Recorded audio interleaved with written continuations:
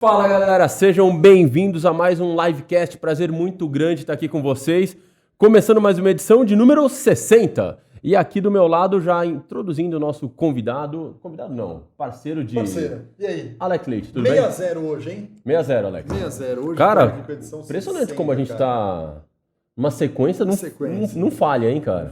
Não falha, velocidade. E, Alex, a galera que quer acompanhar a gente, vai aonde, cara? Onde é que a gente tá? Em muitos canais, né? cara? Em Muitos canais. Você pode, tanto pela parte de vídeo, né? Quem quiser ver a gente aqui no estúdio, dar um tchauzinho, ver a nossa imagem, nosso convidado, pode ir lá no YouTube. Lá no YouTube, no vídeo. Porém, Spotify, Apple Podcasts, Google, e por aí Deezer, vai. todos Deezer, os agregadores de podcasts do seu Estamos favorito. lá. Vão lá, nos acompanhem, estamos em todos. E de verdade, muito obrigado pra galera que tá deixando aquele like, que compartilha o vídeo. Bacana a gente ver que a cada edição o número de views vem aumentando. E muito legal também que a galera curte mais, que são os cortes, né, cara? Os cortes, galera. A galera curte os Sabe que cortes. tem aqueles dois perfis de quem ouve podcast, né? Ou assiste, né? Se for pelo YouTube, né? Tem aqueles caras que pegam, tipo, como eu, assim, sei lá, vai malhar, vai fazer uma coisa, põe o fone e fica 1 hora e pouco ouvindo diretaço, né? É isso aí. Mas você tem aquele que quer consumir o trecho que vai dar aquele insight, né? Aí o cara quer consumir a pílula. Aquele que quer consumir a pílula, bomba no corte. É, mas você sabe Vai que no corte, é engraçado fala, que isso aqui me interessa, cara. eu vejo cada vez mais a galera que assiste o corte, aí ele fala, eu vi lá, não sei o que, depois eu fui lá e assisti o episódio. É lógico, interessa. Então, cara, né? O cara fala, pô, isso aí é legal, cara. Mas bacana, Eu muito tô legal falando. também. Obrigado pelo engajamento, galera. Obrigado pra galera que manda mensagem pra gente lá no LinkedIn também. Muito bacana. E hoje nós temos um convidado especial, cara. Vamos falar desse mundo de startups aqui, Isso. que é um tema que tá sempre muito quente, muito aquecido.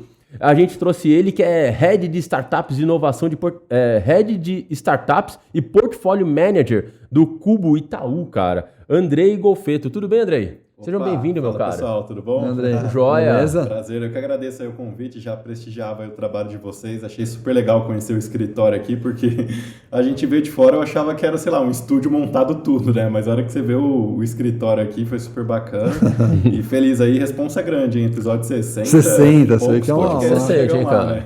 Ah, tamo chegando. E a galera, não, vamos já estamos. O Alex tá pensando numa super especial. O que a gente vai fazer no 100? Cara, é isso que a gente quer saber, André. Falta O que a gente vai fazer no 100? Mas, Andrei, legal, cara. Você tá agora no Cubo. Conta pra gente o que você faz lá, qual que é seu papel lá com as startups do Cubo, cara. Ah, legal, bacana. Bom, é até difícil falar um pouquinho assim, estou exatamente fazendo essa transição agora, né? Mas na minha carreira eu sempre trabalhei ajudando startups e empreendedores a alcançarem seus objetivos. E aí eu acho que de uma forma bem pragmática para reduzir para o pessoal, hoje uma startup no Brasil ela tem muita dificuldade de acesso, seja acesso a conhecimento, acesso a clientes, acesso a mercado, parcerias, acesso a investimento, acesso a talentos, e a gente poderia elencar aqui uns 20 itens para essa listinha.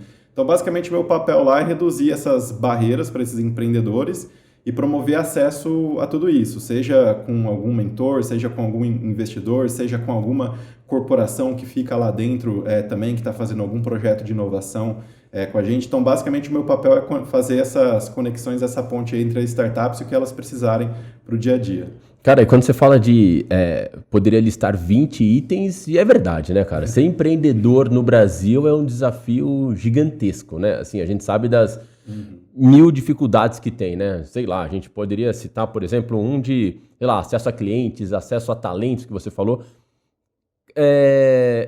Como é que você vê o cenário hoje para empreender no Brasil, sabe? Você percebe que está melhor, a gente está num ambiente mais fértil ou as coisas estão se dificultando? Se você traçar um paralelo aí nos últimos anos, como é que você enxerga esse cenário? Ah, legal. Não, evoluindo pra caramba, se você for pensar assim, como começou a surgir as iniciativas de fomento, daria para voltar assim lá para a década de 80, quando fundaram a Amprotec, que era a Associação Nacional de Incubadoras, Parques Tecnológicos, eu não lembro exatamente a sigla, mas era isso, né? E as incubadoras, elas tinham bem aquele modelo de pegar as empresas locais, colocar num prédio, dar fomento ali à infraestrutura, uma ou outra consultoria para apoiar elas, e vamos que vamos. Com o tempo isso foi evoluindo, né? Hoje as incubadoras elas foram até originando o que a gente tem hoje de aceleradoras, que tem muitas por aí, que são empresas que investem em empresas geralmente emergentes de tecnologia, né? As startups colocam um aporte financeiro que nem é tão expressivo, geralmente vai ser uns R$200 mil, que isso hoje, para empreender no Brasil, uma startup não é muito dinheiro, mas é o suficiente para começar. E essa aceleradora vai, assim, promover diversas conexões e coisas e acesso para essas startups. E tem também, acho que, um papel notável, assim, aqui na história do empreendedorismo do Brasil. O surgimento da Endeavor, uns 20 anos atrás, ali nos anos 2000, acho que começou a apoiar muitos empreendedores. No começo era muito aquele empreendedor fundador da Cacau Show, do China Inbox, Grupo Trigo, essas empresas mais tradicionais. E depois que começou a vir as empresas mais de tecnologia, né? Como o Buscapé, o Peixe Urbano. E aí o que é legal notar no Brasil hoje é que já teve uma primeira geração de empresas digitais, né? Você pega o Buscapé, o Peixe Urbano, todos fizeram saídas bem-sucedidas, vendas dessas empresas e startups, e com essa liquidez que eles tiveram, esses grandes recursos, eles fundaram fundos de investimento, né? Você pega o Romero da Buscapé, ele criou a Redpoint Ventures, que hoje já tem no portfólio diversos unicórnios, como Olist, Rappi, Creditas e outras. O fundador do Peixe Urbano, esqueci agora o nome dele, mas depois que ele teve a saída dele, ele foi lá e fundou 2 fundos aqui no Brasil. Um fundo que é bem early stage, chama Canary, que tem diversas startups emergentes aqui que surgiram. E tem também o outro fundo que ele criou no investimento mais avançado, que é o Atlântico, que faz rodadas maiores. Então, isso mostra um pouco da história aqui do empreendedorismo no Brasil, porque são pessoas que empreenderam, tiveram sucesso, tiveram mais recursos e devolveram esse dinheiro para o ecossistema. E aí, recentemente, a gente tem assim, uns 20 unicórnios que surgiram, tem mais de 100 mil pessoas empregadas nesses unicórnios brasileiros. Então, são pessoas que estão tendo contato com o ambiente de startups, inovação, vão sair de lá, vão criar outros negócios. Isso facilita pra caramba, né? Sem falar que 20 anos atrás, se fosse criar uma startup, você ia precisar ter um servidor, você não ia ter o tanto de infra, né? Providers que existem hoje, né? Ferramentas de CRM aqui, marketing. Sim. Pensa quantas Martechs que já não existem, ferramentas que você tem ali, desde um HubSpot até um Humper, Pipedrive e milhares de outras ali. Também aí vocês vão ser algumas gratuitas, né? Na verdade. Exato. Gratuitas, tem gratuito, não tem de tudo aí. Eu acho muito doido quando a gente pensa em, 20 anos atrás, né? Porque a gente na live está comemorando agora 19 anos da nossa fundação. E eu lembro que quando a gente começou não existia esse termo startup. Né? Ninguém fala, tem uma startup. Não. Cara, na verdade você vai fazer alguma coisa, né? Vai montar um negócio, vai tentar empreender de alguma forma. A gente já falava muito nisso. Mas, e não existia um ambiente de investidores, de troca. Eu me lembro que nós tínhamos que fazer reuniões e nós não tínhamos onde ter mesa para se encontrar. Né? E a gente ia no McDonald's. Então a gente ia, vamos no McDonald's, ou ir num restaurante, num bar e tal. Porque a gente sentava lá e começava no bar, pedia, umas Coca-Cola e ficava lá tendo as ideias e fazia reunião lá mesmo, né? E hoje a gente já tem um ambiente muito mais favorável, estruturado, né? Os investidores buscam esse tipo de negócio cada vez mais para tentar pegar num estágio inicial, tendo sentido aquele negócio para o portfólio deles e tal. Então a gente vê que, de fato, o ambiente já está mais estruturado. Na minha visão, acho que evoluiu muito, né? Eu olhando assim o mercado, acho que tem um salto de evolução gigante. O custo de barreira diminuiu muito. Muito. Mas o que eu acho interessante de analisar é que o nome, né? Você comentou bem, não existia o nome, né? A palavra startup, né? Existia, vou empreender ou vou abrir um negócio, ter uma empresa, sei lá.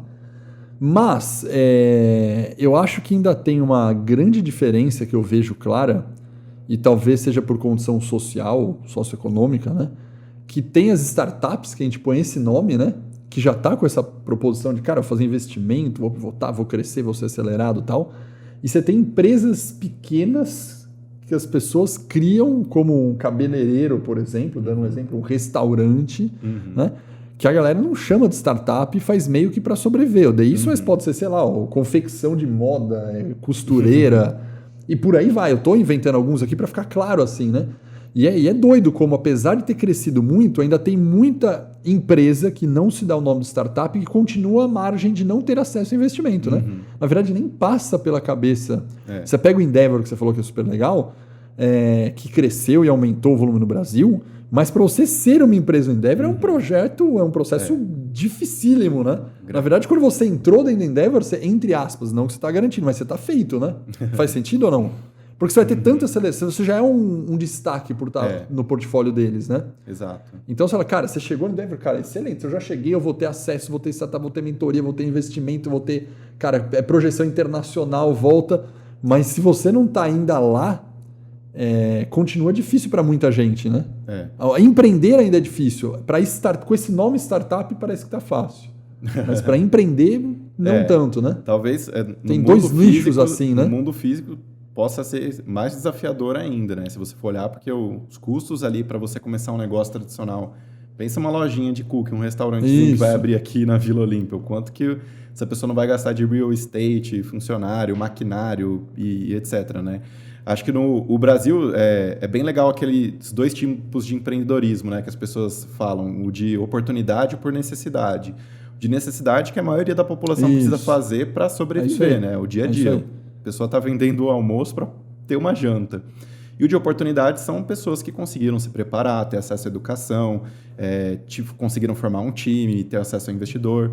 E ainda falta muita diversidade nesse ambiente de startup. São pessoas que geralmente têm muito mais acesso. O que é legal é que hoje as empresas de tecnologia já têm feito muitas iniciativas para aumentar a inclusão e diversidade, né? A AWS da Amazon tem feito muitas coisas em igualdade de gênero. A Microsoft e Google têm fundos e operações dedicadas aqui para apoiar fundadores, também para ter mais igualdade racial. Então, isso acaba sendo bem bacana, essas iniciativas que existem para dar mais acesso e oportunidade para outras pessoas que não têm. Porque você vai pegar aqui os 20 unicórnios brasileiros, garanto, metade deles foram 10 anos de mercado financeiro, consultoria estratégica, fizeram MBA numa Ivy League lá fora, voltaram e andam de patinete, coletinho, AirPod aqui na Faria Lima. Então, não é nada o Brasil como a gente conhece, né? Você matou. Mas que legal saber essa outra parte. Talvez se a gente vai gravar o podcast 100 ou 200, a gente vai estar pensando, cara, lembra que a gente falou no podcast 60, que ainda era muito difícil? De repente, essas ações de focar em investimento em classes sociais menores, em raciais, pode trazer isso que eu falei, que ainda tem esses dois universos aqui, né? Pode tentar equalizar um pouco. Acho muito válido ainda também. E tem aquela outra parte também que muita gente... acho que isso tem diminuído, mas muita gente até do mercado não levava a sério, né, startup. Achava que eram uns moleques lá de bermuda fazendo umas coisas, etc. Hoje eu acho que o mercado já respeita mais as grandes corporações, porque no Brasil existem mais de 300 iniciativas de inovação aberta. São grandes empresas, como por exemplo o Cubo do Itaú, é uma iniciativa de inovação aberta para estar próximo de startups. Existem várias outras aí do BTG Pactual, do Santander, todos os players financeiros têm a sua estratégia, indústrias, varejo e assim sucessivamente. Então, acho que o mercado tem respeitado mais.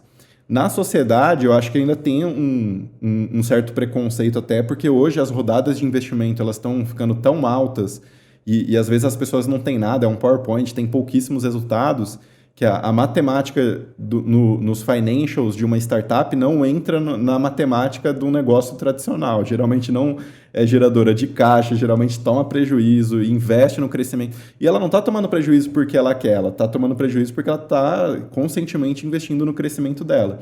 Mas tem muita gente que fala assim, você falar que você trabalha com startup por aí, o pessoal fala, pô, mas você acredita nisso? Não, essa ideia é furada, meu. Você não vê o que aconteceu com startup XYZ?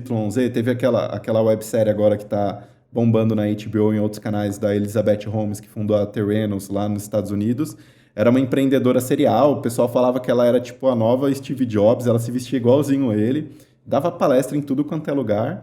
E ela fingiu lá que criou uma maquininha, um negócio que manda para casa, tira uma gotinha de sangue e faz exames tão efetivos quando você for num laboratório da DASA e tal. E no final do dia era tudo inventado, não tinha inteligência nenhuma, não tinha nada. Ela captou grana pra caramba, passou de $1 bi captado de dólar, até que descobriram toda a fraude, ela foi condenada, a sentença foi esses dias, a empresa faliu, etc. E tem outros casos, talvez a gente ficar nomeando aqui não é tão legal, mas esse eu acho que é um que está super em vogue e popular, que às vezes mancha um pouco a categoria também, né? Tem uma coisa que eu acho muito louco, né? Que às vezes o pessoal acha que o caminho é simples, né? Então você fala o seguinte, bom, legal, tive uma ideia ou vou montar um negócio, sei lá, você deu uma ideia de um exemplo de uma empresa de cookies, né? Então, poxa, eu faço um cookie maravilhoso e tal, o que eu preciso? Os 200 mil. Mas muitas vezes, quando você começa com dinheiro, atrapalha. Não dinheiro demais mata. Esse que eu acho que é o ponto, né? Eu acho que muitas vezes o pessoal fala, olha, nossa, se eu tivesse um investimento aqui, cara, resolveria todos os meus problemas, porque eu contrataria Bom, você quebra, né? O ponto é, às vezes, essa falta de dinheiro ou esse incômodo faz a galera pensar de forma mais eficiente, buscar alternativas mais rápidas. Você concorda? Conta um pouco sobre esse... Por que dinheiro demais mata? Eu acho que falta de dinheiro mata os negócios, mas excesso também, porque acomoda, torna muito favorável. Quando eu acho que você não tem dinheiro, você pega um negócio tradicional, ele vai ter que focar na retenção dos clientes. Os clientes vão ter que voltar e para voltar os clientes vão ter que estar satisfeitos, indicar novos clientes e tudo mais. Então você vai ter que ter uma experiência, um produto muito melhor do que se você não tivesse dinheiro, né? O que eu acho quando existem essas captações muito grandes de investimento, acontece uma ineficiência de capital muito grande. Por quê? O pessoal acaba trazendo profissionais ultra qualificados, pega um gerente do Nubank, um gerente do iFood, um gerente do Quinto Andar, sai pegando toda essa galera dos unicórnios, a pessoa chega na empresa com aquela pompa toda e acaba não sendo tão hands-on, acaba não tendo aquele viés empreendedor que é super começo na jornada de uma startup também. E aí acaba ficando muito cacique para pouco índio, acaba tendo muito problema de execução, o pessoal fica muito no PPT, muito nos planos. Tem várias startups que acabam morrendo na praia por abundância de capital, então não é legal também, né? O que eu acho que é bacana é quando você atrela a atividade de peguei um investimento e, vou criar um novo produto, vou entrar num novo mercado. Operações que eu acho muito legal que acontecem no Brasil. O pessoal levanta a rodada e começa a comprar players lá fora para expansão. O Gympass faz muito isso. E o Gympass é um case legal porque, 100% ideia brasileira. Diferente dos outros unicórnios, todos foram copiados lá de fora, né? Que é o que o pessoal chama de copycat, né?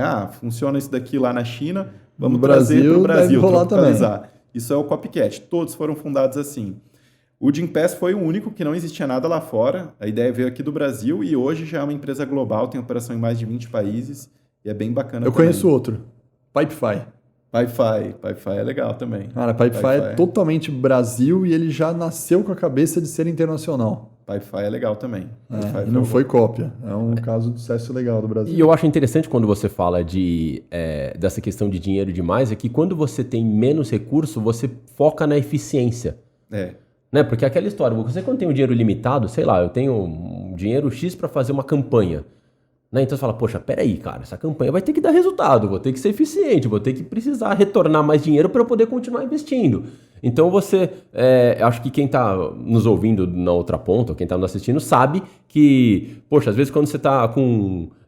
faltando dinheiro e você vai no mercado, você compra só o que realmente necessita, né? Agora, senão você compra tudo lá, põe um monte de besteira no carrinho e tal, e você acaba gastando demais. E até, assim, vocês são mega especialistas em marketing.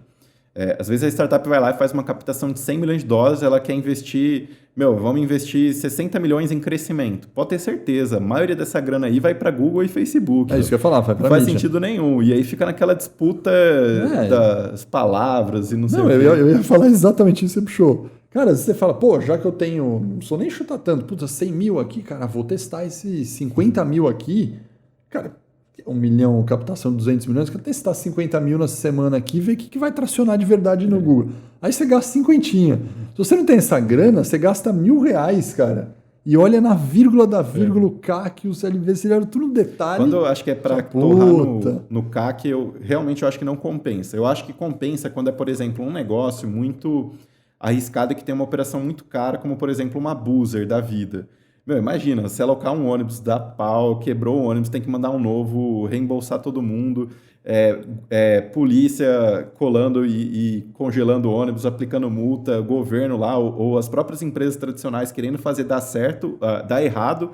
O Boozer aí eu acho legal, e até eles queimam muito dinheiro em tese de operação. Isso eu acho que é bacana porque, eles estão na beira ali da disrupção do mercado, que aqui no Brasil sempre foi controlado por pequenas empresas, grandes empresas com poucas ofertas ali para as pessoas. Quem é do interior de qualquer lugar do Brasil e é dependente de transporte rodoviário com essas transportadoras, sabe o quão horrível assim, o serviço, o monopólio, o preço, é péssimo.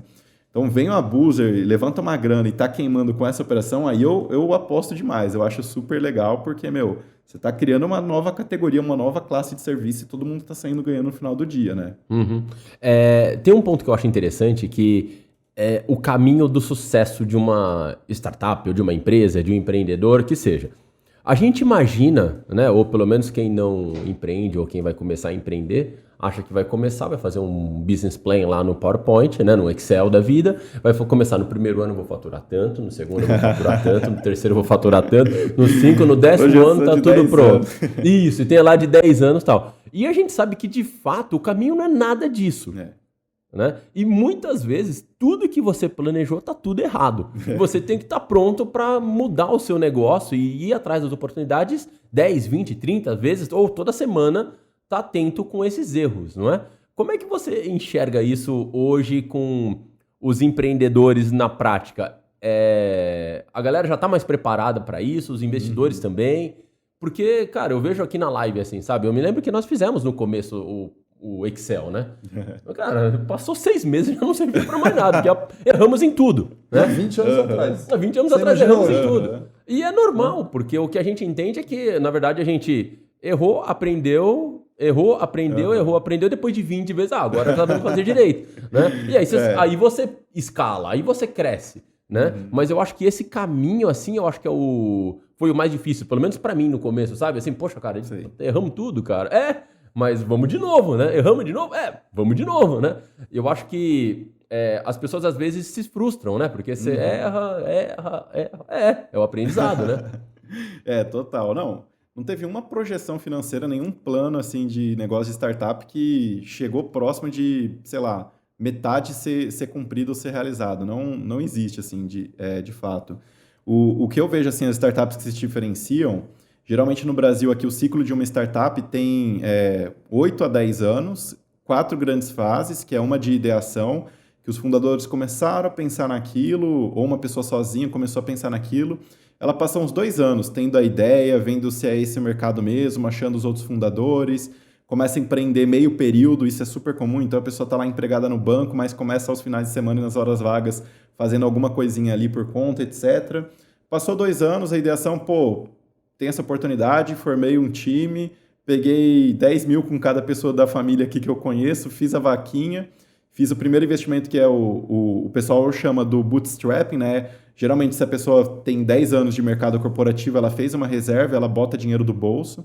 Aí é legal, esse termo bootstrapping surgiu lá no Vale do Silício, porque é alguma parte da bota do cowboy americano que quando ele ia pular a corda, ele puxava esse bootstrapping, então era meio que o empreendedor se puxando. E tem também os 3 Fs, que o pessoal chama aquele do Friend, Families e Fools, que são, tipo, amigos, conhecidos e os todos que acreditaram na sua ideia. E, tipo, a mãe do Jeff Bezos é uma das maiores acionistas hoje da Amazon porque ela botou grana nele lá. Isso acontece ainda bastante. E é muito engraçado que essa primeira rodada normalmente é para quem eles conseguem vender o produto, né? Isso. É para quem, tá acreditando até não é você, no seu sonho.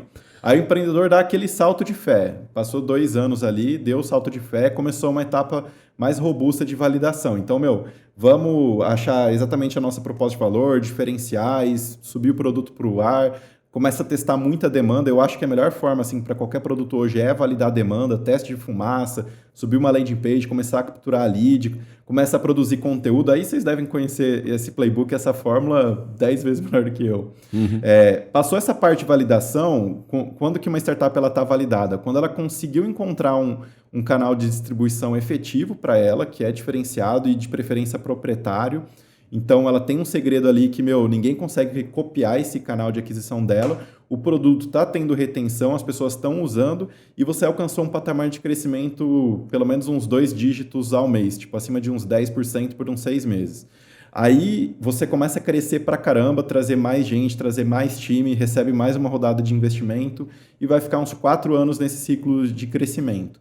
E aí, passando esse ciclo, você passa o que o pessoal chama do Vale da Morte, que é quando a startup passou já a ser uma organização mais estabelecida, né? Diversificou o produto, então hoje a receita não depende mais só de um produto, já está com uma operação com mais de 100 pessoas, já está com um conselho mais formal, já está com cultura, processos minimamente... Nunca vai ter processo, acho que em uma empresa de tecnologia bem estabelecido, mas ela já está um pouco mais favorável. Só para pegar o ciclo, desculpe interromper, você falou do bootstrap, que é um termo, nesse ciclo ainda está o investimento em seed angels aí também. Isso, toda essa etapa de ideação, validação e começo de crescimento, vem o anjo, aceleradoras, pré-seed e seed, né? É isso aí. Tudo isso é seed, na verdade. É que foram surgindo muitas variações, né? E o mercado foi evoluindo. O investimento anjo no Brasil, 3 anos atrás, era R$200 mil o ticket médio. Hoje, investimento médio no Brasil, investimento anjo, você tem rodadas de 1,5 milhão, por exemplo. Então, está subindo tudo assim na cadeia de valor dos investidores de risco. Quem investia lá no comecinho está aumentando o cheque, quem investia muito lá atrás está descendo a cadeia porque está ficando muito caro encontrar os empreendedores lá na frente também. Perfeito. Então misturou tudo. Tem até outro termo que é o bridge, que o pessoal fala que é quando a pessoa ainda está no seed, mas não está preparada para um growth capital ou para um Series A, então ela faz uma extensão ali, que é o que eles chamam bridge ou sidão, por aí informal, o pessoal fala. Mas tudo isso é capital semente, que eles chamam, que ainda é para você provar a tese de crescimento e um pouquinho de validação ali da empresa também. Alcançou isso, chegou no momento mais de escala, aí começam a vir as Series A, Series B, e aí entram num outro patamar, que aí já está naquele estágio mais avançado de governança, cultura, pessoas, etc. Nesse momento já começa a entrar fundos, né? Total. Já vai entrar fundo. Normalmente um negócio super... para quem não é do meio, não conhece assunto, mas depois você começa a acostumar que normalmente não entra um fundo só, né? Exato. É uma lógica onde você fala, nossa, eu preciso de um investidor, né? Acho que quando você está começando nessa área de startup empreendedorismo, você fala, preciso de um investidor. Isso daí pode ser um angel lá. Mas quando você entra no Series A, cara, não é um fundo. Você só entra se tiver 3 fundos e um tá junto são com o outro, quatro casas investindo, 4 isso fundos. Aí. E hoje, dificilmente o investidor anjo faz sozinho também. Geralmente ele faz parte de alguma rede. FEA Angels, Poly Angels, GV Angels, MIT Angels no Brasil, Harvard Angels no Brasil e várias outras que existem também. Porque isso reduz muito o risco de todo mundo, né? Porque pensa assim, investir numa startup, tirou 100 mil do seu bolso. E se recomenda você ter, assim, 10% do seu patrimônio que você sabe que você pode perder para investir em startups. Pensa na quantidade de pessoas, a população brasileira conseguiriam ter 10% da sua renda para investir meio que a fundo perdido. E para você ter um retorno expressivo, você precisa de um portfólio de pelo menos 20 startups. Porque certamente 60%, 70% vai... A maioria dá errado. Uma vai pagar todo o portfólio, 2 ou 3 vai compensar e dar um pouquinho a mais, e o resto não vai dar em nada. Esse que é o economics do investimento anjo, do investimento de capital de risco no Brasil. Então, por isso que as startups elas têm que ser muito agressivas ali na estratégia de go-to-market, crescimento. Geralmente, eu vejo muita gente jovem se frustrando em trabalhar em startup porque esperava um ambiente mais planejado, vou ter um PDI para a minha carreira, vou ter o coaching, não sei o quê.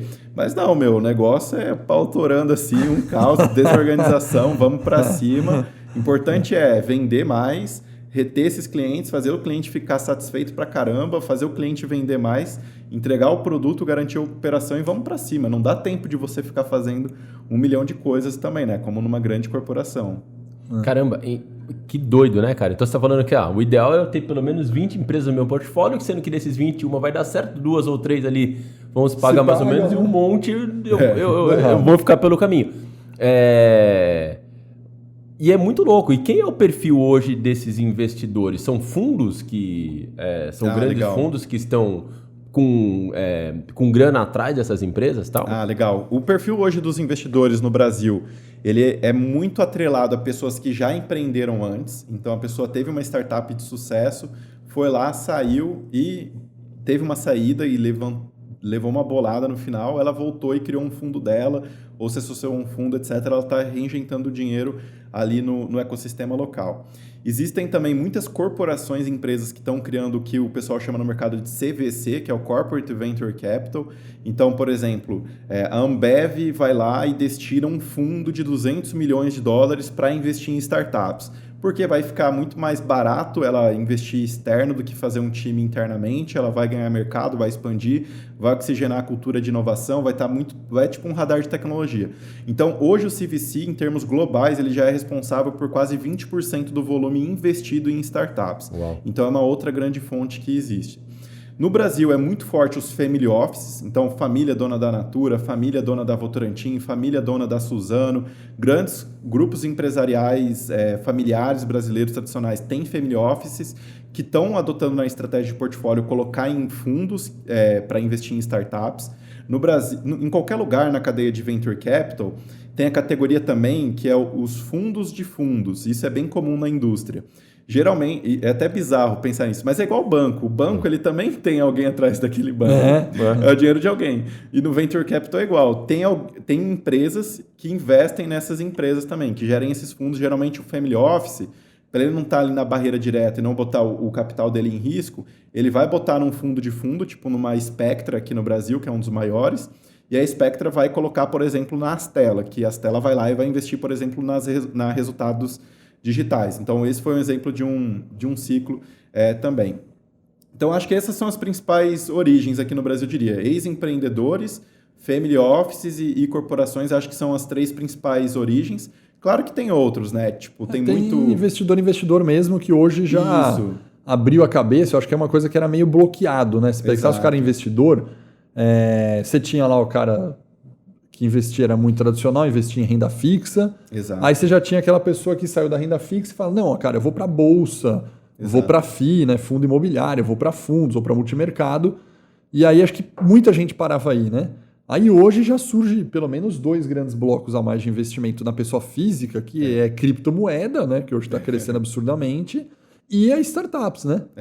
Você sai muito de uma lógica, né, de equity crowdfunding. Isso. E até essas associações de anjo, tem algumas que são mais restritas, né? Elas seguem algumas regras americanas que para você virar investidor anjo de uma rede tipo Poly Angels, você tem que ter um patrimônio lá bem alto antes, então não é muito acessível.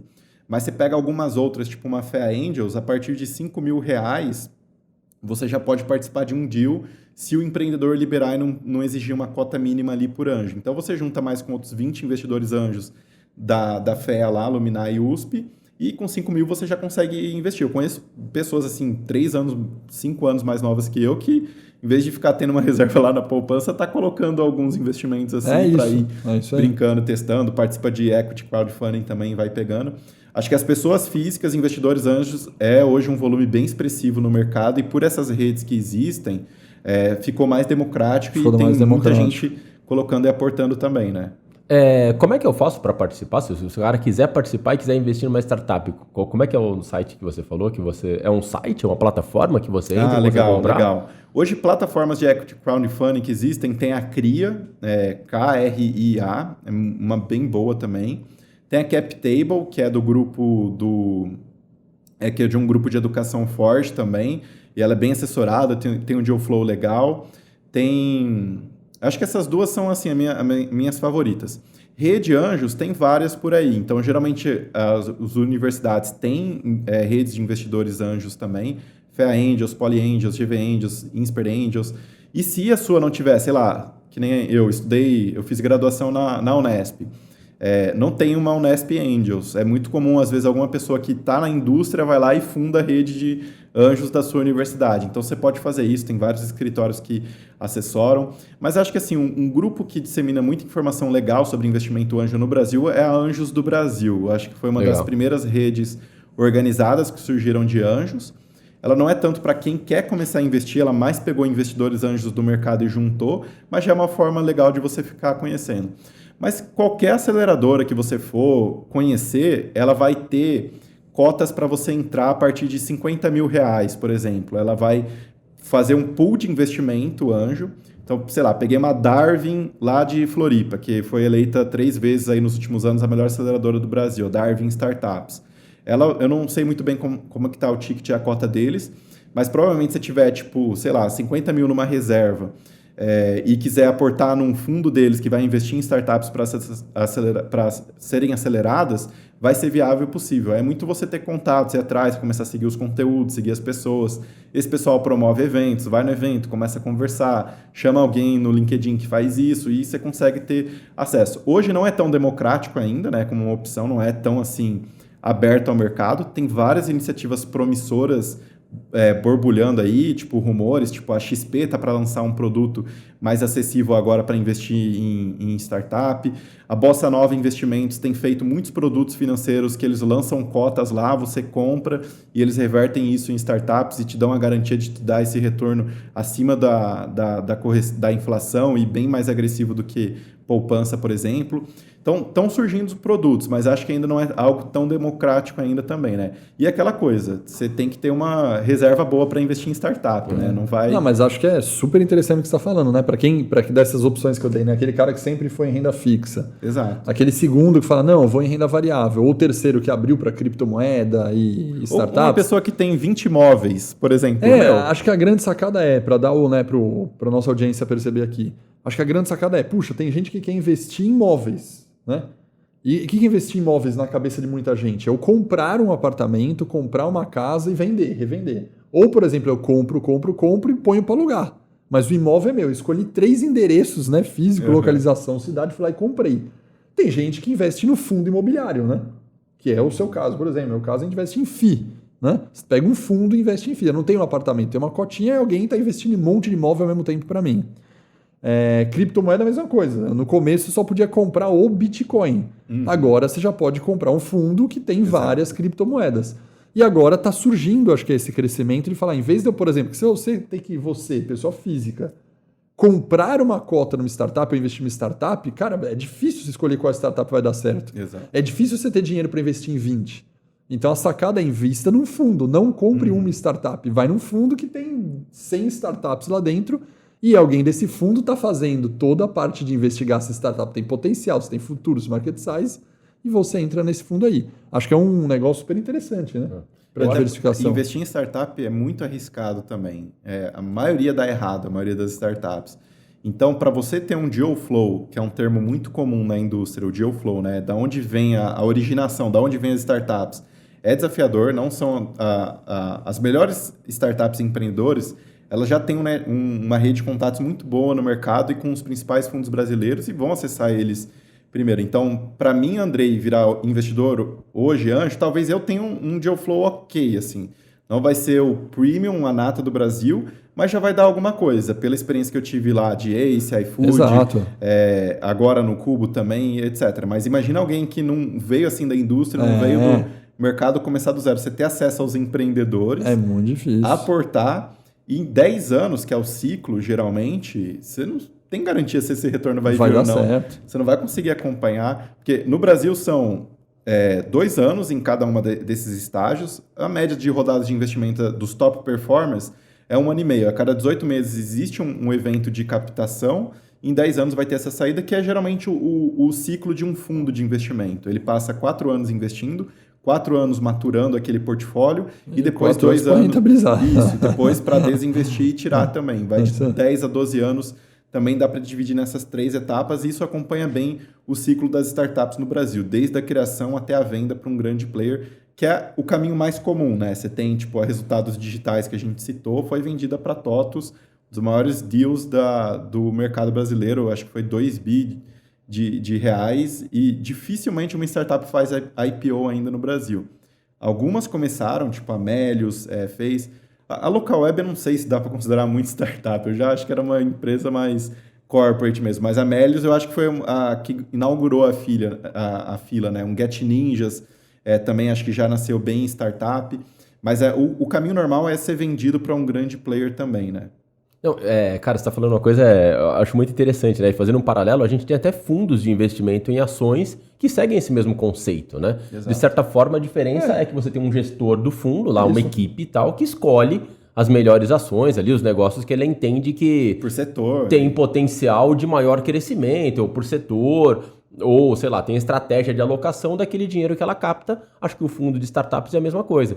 A principal diferença é que, principalmente, a gente sabe quais são as empresas que esse fundo de ações está comprando. Então, você olha lá, você consegue ver, sei lá, por exemplo, tem o Alaska lá, você sabe, ele comprou Magalu, comprou não sei o quê, você sabe a lógica de investimento deles. Numa startup, você até pode entender que aquele fundo pode ter mais preferências por segmento de, sei lá, hospitalar, segmento health, segmento de educação, que são segmentos que estão super na hype e tal, mas você não vai saber muito bem qual empresa ele vai investir, porque são empresas que estão surgindo, né? Então você vai de verdade apostar na cabeça do histórico daquele gestor, né? Acho que esse é o ponto que você tem que ter na sua cabeça aí. Mas isso aí também não tem como discutir, porque a gente tem discussões aqui dentro, né? E lógico, a gente gosta de investimento.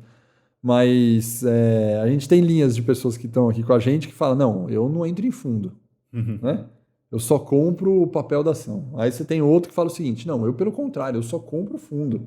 Porque esses caras estudam o dia inteiro e eu não tenho tempo de estudar.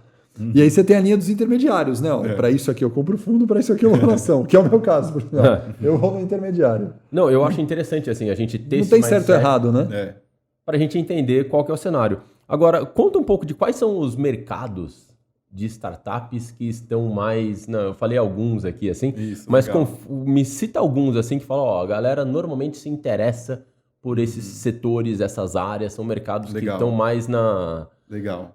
Brilham mais os olhos. Legal, ótima pergunta. Geralmente, todo investidor, anjo ou fundo de venture capital ou pré-seed, seed, ele vai ter uma tese, né? A tese é basicamente algo que ele acredita que vai dar certo, muito parecido com o mercado financeiro também. Os fundos, as gestoras têm as suas teses, né? É isso aí.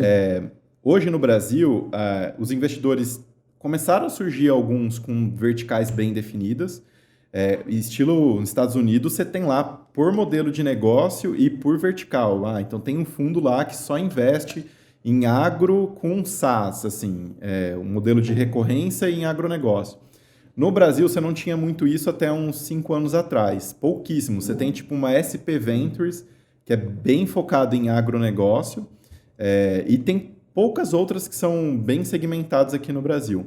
Mas já tem setores que estão se consolidando mais, os que chamam mais atenção. Hoje, o mais aquecido do mercado, sem sombra de dúvidas, são as fintechs, muito liderado por Nubank, aí, Creditas e vários outros que foram surgindo. E o mercado como um todo, todos os grandes players estão tendo um movimento de fintechnização nos seus respectivos mercados e ecossistema, né? Você vai pegar uma Magalu da vida, retail, né? Varejo as retail techs são um mercado aquecido.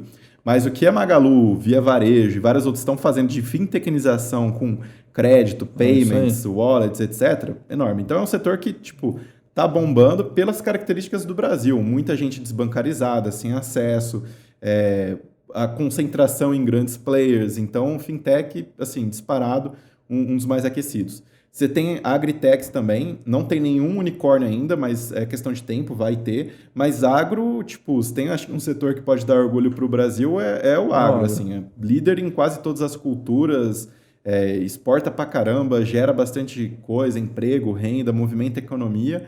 Agro, é super quente. Você tem o que você citou, que é a das health techs, saúde pra caramba, e acho que agora vai ser a próxima grande coisa, já está sendo, porque tudo que você vê hoje de software startups é muito uma herança que vem ainda da Segunda Guerra Mundial, de uns laboratórios que os americanos botaram para desenvolver tecnologia lá atrás e foi depois originando empresas como a Intel, a HP, os dinossauros assim lá do Vale do Silício e do ecossistema lá atrás.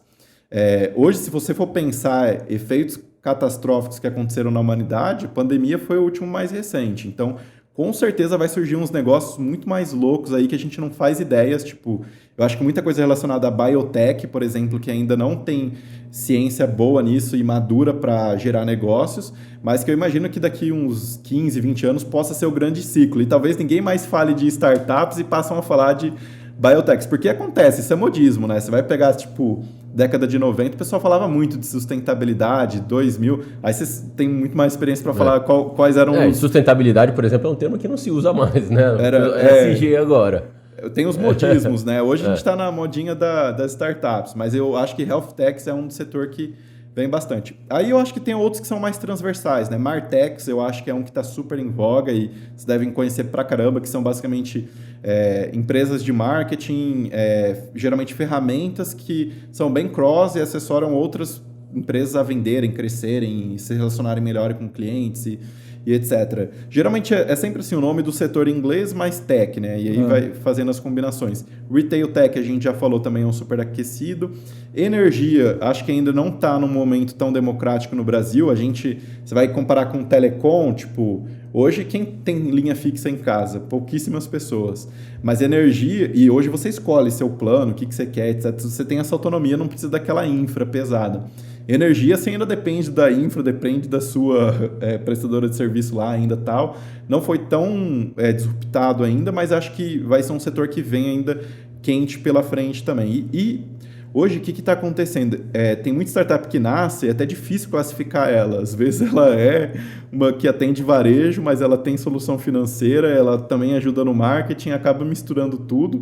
E acho que essa é a inovação da coisa, né? Acho que você não consegue ver a floresta classificando as árvores, as folhas, né? Tem uma expressão famosa, assim, de um filósofo. Então, é difícil classificar, mas setores mais aquecidos, geralmente no Brasil, que está todo mundo, são esses. E são dois principais modelos de negócio, né?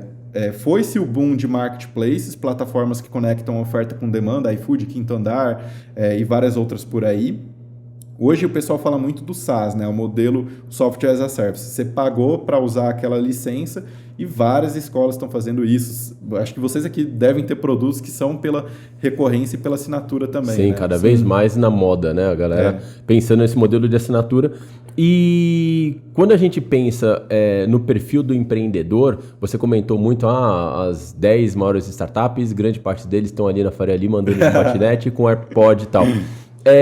É possível uma pessoa, vou dar um exemplo aqui, mas pensando, um negro de uma favela empreender e ter sucesso no Brasil? É possível a gente ter cenário como esse ou é muito difícil? Eu acho que hoje o Brasil tem exemplos que mostram, né? Acho que esses exemplos estão cada vez mais em voga, né? Você pega trabalhos tipo do Edu Lira da Gerando Falcões fazendo um regaço, assim, tipo, captando grana pra caramba, investindo em desenvolvimento. Tem um outro conhecido meu que chama Wellington também, que foi bolsista da Fundação Estudar e hoje está fazendo MBA no MIT e acho que hoje tem as referências, então isso ficou mais tranquilo. E o que eu percebo de perfil empreendedor, que foi a sua pergunta, muita gente nova não deve conhecer, mas teve um curso no Brasil que foi muito importante para a história do empreendedorismo, que é o Empretec do Sebrae. Isso daí formou assim milhares e milhares de pessoas e donos de negócios. E nesse curso, você digitar aí características, perfil empreendedor Empretec, você vai ver todas as características que eles listam. É um exercício super válido, porque até hoje aquilo é bastante real. Mas quando eu trabalhava diretamente com startups e ajudando empresas a se conectarem, o que a gente gostava muito de olhar enquanto perfil do empreendedor? Porque, na verdade, isso é o mais importante. Tipo, exato, né? Acho acima que esse de é o tudo, ponto, né? é a pessoa, né? O time. A gente olhava o perfil, se a pessoa era bem apaixonada pelo problema, então se ela tinha uma conexão com aquela dor. Então, por exemplo, minha mãe sofre muito com isso, eu me ferrei com isso, vou lá e vou querer resolver esse problema. É um tipo, ou aquela pessoa que viu a oportunidade, tem a visão, e às vezes é muito mais rico uma pessoa que veio, por exemplo, do mercado de educação, criar uma fintech, do que uma pessoa que sempre trabalhou em banco e criar uma fintech, porque a pessoa de educação é aquela estratégia do Oceano Azul, né? A pessoa vai pegar atributos que são importantes numa indústria, trazer para uma outra e cria um mercado inteiramente novo também, né? Então, esses dois perfis de largada são importantes. Outra é rede de contatos. Então, se a pessoa tem uma boa rede de contatos para trazer talentos, ela fez parte, sei lá, de algum centro acadêmico, em algum centro de ensino, que até hoje ela vai ficar atraindo talentos. A gente brincou ali na entrada da Café. Pô, o Andrei faz parte desse bolinho da empresa Júnior também. Pô, faz parte. Então, por exemplo, a Fer, para fundar uma startup, ela já é uma pessoa que tem um networking assim para trazer talentos muito bom. Então, isso é bem visto, um networking para talentos, clientes ou indústria.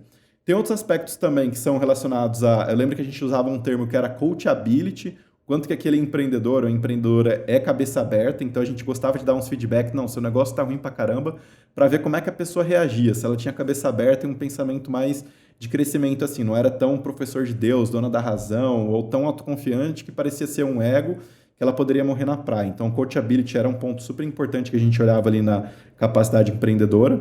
E o quanto que a pessoa estava preparada para empreender, se ela tinha até inteligência emocional, tipo, quantas vezes ela já fracassou e deu errado. E aí, quanto mais vezes ela fracassou, melhor, porque a chance dela dar ruim agora, depois de ter errado tanto, é menor, né? E as pessoas veem o contrário ainda da sociedade. Você fala alguém que quebrou vários negócios... Isso aí é pé frio, isso aí não manja nada. Tipo a história lá do fundador do McDonald's, né? Tudo bem que ele tem um perfil que vai para um lado que não é tão bom, né? Mas pega ética em termos parte, né? a obstinação dele, assim, perseverança, o cara tava no fundo do buraco. Ele chegava para vender as coisas, dá até dó, né? Ninguém acreditava. Dá até dó. E pela superação ali, eu acho o filme válido. E o quanto que... Aí tem investidor que diverge, tem investidor que gosta de pegar uma pessoa que está preparada para empreender, porque ela não vai passar surpresa. Mas eu já vi investidor assim, essa pessoa está com família, o marido está desempregado, está com filho, moram em São Paulo, ela vai ter que dar o sangue para fazer isso dar certo. Senão ela não tem o sustento em casa. Então eu boto fé nela, porque ela vai ter que, é a vida dela, a família dela que está em jogo, e é aquilo que você falou, né? Às vezes com pouco dinheiro, Exato. a pessoa faz muito, né? Então esses são alguns elementos do perfil empreendedor que é importante, né? Conexão com o problema, rede de contatos, habilidade social, ali, inteligência emocional, preparo para empreender ou o não preparo também, né? E a cabeça aberta, coachability, né? De saber ouvir, pegar feedbacks, etc., que a todo momento você vai precisar se adaptar, né? Que foi aquilo que a gente falou lá atrás no começo, né? Agora, do seu papel, né? Vamos voltar que você está agora lá no Cubo, né? Você falou, né? Ficou legal ali no começo, você faz um link, né? Uma conexão, tal. A gente está falando justamente dessa conexão. Quantas empresas tem lá com vocês hoje? 400. 400, uau. É empresa pra caramba. O que é exatamente essa sua conexão? Vamos tentar entender. Por exemplo, primeiro, eu consegui ser uma empresa das 400. Legal. Agora você vai correr atrás de investidor para mim? Você vai vir falar comigo? O que é essa conexão, né? Para a gente tentar tangibilizar, legal. né? Ótimo. Geralmente uma startup, no desafio ali de crescimento, ela vai precisar trazer gente. Por mais que o modelo de negócio é escalável e replicável, ela vai precisar crescer de time. E geralmente quando uma startup precisa trazer alguma liderança para criar uma operação de CX. CX é uma área assim, de atendimento, quase nenhuma empresa nasce com isso. Vocês não devem ter tido uma área de CX no começo. Devia ser vocês mesmos. Lógico que não, a gente faz tudo, né? Hoje tem Customer Experience. Não tinha nada, não tinha CX, não tinha financeiro, não tinha RH, não tinha... Normal. Então chega uma hora que você vai precisar trazer tipo um head de CX. Aí a gente vai lá e ajuda a achar algum head, alguma outra startup que está dando errado, ou que quebrou, algum talento que a gente consegue, conversa, traz e indica. Então, nosso papel é fazer esse meio de campo. Então imagina que eu sou um das 400 empresas, eu chego lá, Andrei, tive uma ideia aqui, cara. Tô achando que se eu criar uma área de Customer Experience da minha empresa, cara, eu vou melhorar a retenção dos meus clientes aqui. Você tem alguém para indicar? O cara chega desse legal. jeito, é assim que o cara chega em você ou não? Nesse jeito, a gente indicaria mais uma mentoria, né? Então, a gente pegaria alguém, sei lá, um Caio Poli, que é o diretor global da 99 de CX, e fala, cara, bate um papo com o Caio, que o Caio vai poder te ajudar se é o momento de montar área ou não, se você traz um head, se você dá o espaço aqui dentro. Geralmente, quando a gente vai ajudar uma startup, ela já chega assim, quero trazer um head de aquisição, um head de growth. Não, ele já vem direto. Pô, tô criando a área lá, preciso trazer um head growth. Se é para criar a área e estruturar, a gente conecta com o cara aqui, com o mentor. Aí Perfeito. ele vai apoiar. Se a startup chega, tô precisando da vaga. Aí a gente vai lá e ajuda, quase um headhunter. Quase um hunter. Exatamente. E eu, pessoalmente, Andrei, eu tenho uma planilhinha que há 5 anos eu abasteço ela, que eu coloco lá, tipo, todas as pessoas que eu vou conhecendo, eu classifico se é startup, investidor, mentor, corporação ou talento. E aí, sempre que alguém precisa, eu pego lá na minha planilhinha, vejo, dou uma passada assim. Planilhinha deve ser cara, essa planilhinha. Indico, não, mas é porque lá no meu CRM de início. Daqui a pouco eu contrato um Salesforce.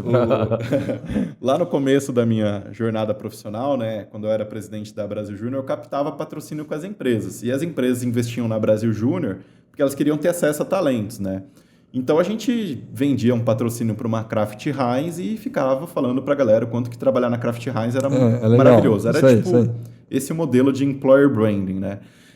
E isso foi fazendo muita gente me procurar e falar, pô, como é que é trabalhar na Kraft Heinz? O que você acha? E aí, o outro lado também vinha falar comigo, pô, você tem alguém para indicar para essa vaga que eu tô aqui na Globo, por exemplo, ou Votorantim, que eram outros mantenedores também. Então, em termos de talento, já é algo que eu trago comigo há um bom tempo.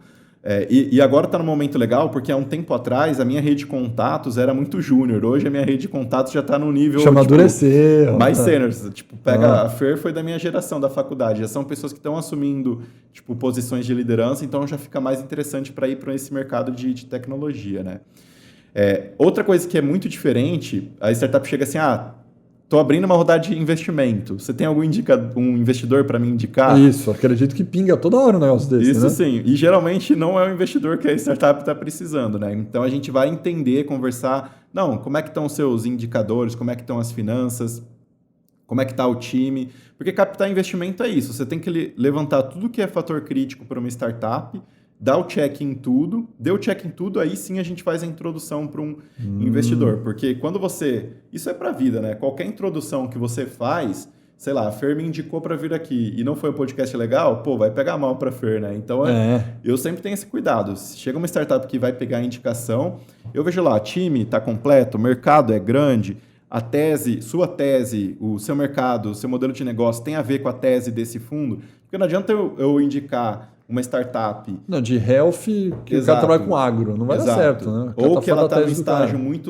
inicial para um venture capital que pega mais no final Ou o que você falou, o cara é do modelo de recorrência e o cara tem um produto para vender. Então esse match é importante. Aí eu gosto de ver o produto também, como é que estão as métricas de retenção, frequência, se as pessoas estão usando, estão gostando, satisfação. Como é que está a maquininha de aquisição e crescimento, CAC, LTV, como é que está o time, clima está legal, cultura já discutiram, está definido, sociedade, cap table. Aí passou por esse meu check mental, eu pego e indico. Se for um empreendedor que eu conheço, já acompanho ele há uns 3, 4 anos, gosto da pessoa, confio, eu nem dou muito esse double check, eu só pego o deck, já indico para fulano, ciclano, falo, estão abrindo uma rodada, talvez faça sentido com você, e a gente faz isso. Mas é muito papel de fazer a ponte. E com corporação é a mesma coisa. E corporação geralmente é difícil, porque a startup vai ser um processo comercial, né? Então a gente tenta fazer programas para ganhar escala com isso. Pitch days, uns eventos, mapeia quais são as dores da organização e apresenta para ela de uma vez umas 20 startups para ajudar naquele desafio. Aí é algo que a gente já não bota tanta expectativa, porque a startup tem que fazer mais a parte dela. Mas o que a gente faz basicamente são essas apresentações, essas introduções, né? Acho que o mercado chama muito isso também de business development, né? BizDev, tem vários BizDev por aí, das empresas de tecnologia, etc. É muito esse papel de gerar essas conexões. Um fundo de venture capital, geralmente, na estrutura dele, ele vai ter um time que olha muito para a originação, que é a galera que faz os investimentos. Então, onde a gente vai investir a grana? E geralmente tem a outra galera do time, metade do outro time, é um time focado na criação de valor. É o time que vai cuidar do portfólio. Aí surge esse nomezinho aí do portfólio manager. Perfeito. São as pessoas que vão ajudar na criação de valor daquele investimento que a gente fez. Então, tem que ajudar a startup a se conectar com cliente, investidor, talento, etc. E você acaba tendo um papel de mentor e consultor. Eventualmente, surgiu uma startup lá que vai ter uma operação de last mile delivery, eu vou conseguir agregar bastante nela pela minha experiência que eu tive no iFood, por exemplo. Ou surgiu uma startup que vai vender para restaurante, pela minha experiência de iFood eu vou conseguir ajudar. Então tem vezes que você mesmo acaba ajudando e agregando, claro que no nível superficial, eu brinco assim que eu sou uma pessoa generalista pra caramba em tudo e especialista em quase nada. Mas se me fizer 100 perguntas de startups, eu consigo te responder a 100, porque chega uma hora, os problemas são os mesmos, as referências são as mesmas, isso aí. E os caminhos são os mesmos. E, se você me perguntar, você tem um head de people aí, quero fazer um RH que não seja só folha de pagamento, financeiro e tal, que geralmente as startups, o RH no comecinho é a galera financeira, né? Uhum. Aí, se eu falar, não conheço ninguém aqui agora, mas eu tenho certeza que eu conheço alguém que eu pergunto uma indicação e a pessoa me passa. Então, acho que com o tempo você vai fazendo esse mapinha mental, essas pontes, e você consegue fazer a atividade com êxito também, né? Quem tem esses papéis de gerir comunidades, gerir portfólio, ou ajudar ali um ecossistema de startups ou empresas também, né? E você já, por curiosidade, imagina pegar esse sistema que você falou aí, mental ou não, fixo ou escrito, formal, do checklist, né? Que você fala, como é que tá a tese de investimento, como é que tá o produto, como é que tá a experiência, como é que tá o time, como é que tá... Você faz o seu check e fala, essa aqui eu vou indicar alguém pro cara. Dessas que você indicou, você tem um percentual de sucesso seu? Você tem uma planilhinha que você registra de contato. Você já falou de perguntar, cara, do que eu indiquei, 50% deu certo e o cara conseguiu captar. Você já tem uma ideia disso aí ou não? Não, ó, só de startups, nessa minha planilhinha tem 1.000 startups. Que eu ajudei a captar investimento dá aproximadamente umas 100, que eu já fiz alguma ponte e tal. É que esse número também ele é um pouco ruim, porque assim, muito do sucesso foi nas próprias organizações que eu trabalhei, né? Então tem muita gente que foi da ACE, muita gente que... Só no próprio iFood a gente tinha umas 60 startups que eram próximas, e dessas 60 que era mais parceria comercial, então era como eu pego uma startup de PDV para restaurante e coloco lá no iFood. E aí eu ajudei algumas a captar investimento pela parceria. Acho que foi algo que você acaba fazendo meio que pro bono depois. Eu acredito que vocês dois devem dar mentoria pra caramba, assim, para profissional jovem, gente conhecida, etc. E isso acontece comigo também. Tipo, eu acabo dando muita mentoria com startup, mas eu gosto de mapear aquelas como conseguir ajudar a captar investimento. E eu tenho vontade, enquanto profissional, um dia, lá no futuro, ajudar a startup a captar grana e, pegar uns 2% do que eu ajudei a captar. Porque uma vez eu fiz uma conta de padeiro disso. Quanto que seria 2% de tudo que eu ajudei a captar? Cara, eu já tava com a minha aposentadoria feita, sabe? Você já era unicórnio, você acha? Não, estaria longe. Não. Se for... porque o unicórnio é $1 bilhão, então, né? Então, vai que, né? 2% de 100 aí, se vocês derem certo. É muito, mas assim, já daria para ter tirado uma aposentadoria. Daria uma boa aposentadoria, comprar milhares de imóveis por aí, carro, etc. Ou fundos de startup. Mas acho que a gente faz muito pelo give back, né? Para ajudar. Isso. E é muito prazeroso, né? E quando você ajuda o empreendedor, apoia ele, vê aquilo dando certo, e aí você vê assim, pô, caramba, ajudei essa startup, hoje eles estão com 50 pessoas. Cara, você ajudou alguém que empregou 50 pessoas. Claro que não foi só eu, né? Foi um ingrediente. Lógico, né? Mas é algo muito recompensador e que eu gosto pra caramba, assim, também. Não, você estava falando sobre alguns pontos, cara, eu acho impressionante como algumas dificuldades realmente, sabe? A gente acha que é só no meu mercado, mas serve para todo mundo.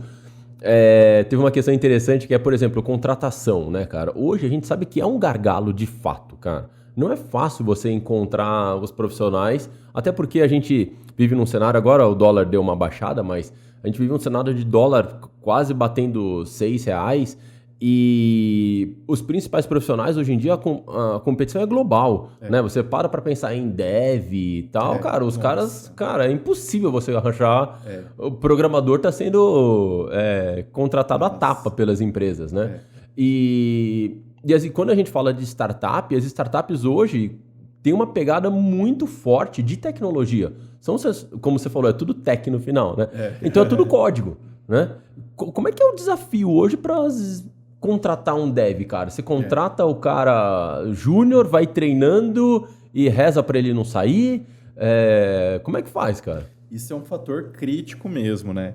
O que eu acho que, assim, bacana, só antes de entrar nesse ponto, acho que o termo startup, ele podia ser usado em qualquer indústria, né? Tipo, é uma expressão em inglês para começo de um negócio. Uhum. A agência poderia usar, acho que as empresas de tecnologia emergente se apropriaram desse termo. É verdade, né? Virou o termo, né? Mas, enfim... acho que assim, esse é o principal fator de uma startup não conseguir captar dinheiro. A tecnologia é terceirizada, é alguma software house, não tem dev suficiente, não consegue.